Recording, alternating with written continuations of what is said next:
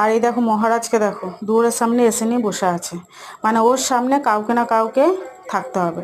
তো মা ড্রয়িং হলে বেশি থাকে, যেহেতু মা টিভি দেখে ড্রয়িং হলে শুয়ে নিয়ে বা বসে নিয়ে।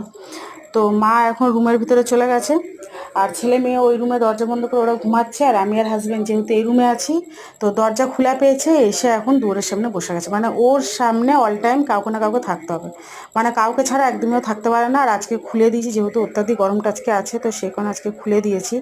মানে এক জায়গায় যেহেতু শুয়ে বসে থাকে, তো গরমটা বেশি লাগে, এদিক ওদিক ঘুরলে একটু গরমটা কম লাগে। তো সেই কারণে আজকে খুলে দিয়েছি। তো ওর কাছে কাউকে থাকতে হবে, দরজা এখন খোলা পেয়েছে, এখন দুয়ারের সামনে এসে বসে আছে। আর এই রুমে একদমই ঢুকতে দিই না, কারণ যেহেতু এই রুমে ঠাকুরের সিংহাসন আছে, তো ভয়ে ও রুমের ভিতরে ঢুকবে না, দুয়ারের সামনে বসে থাকবে।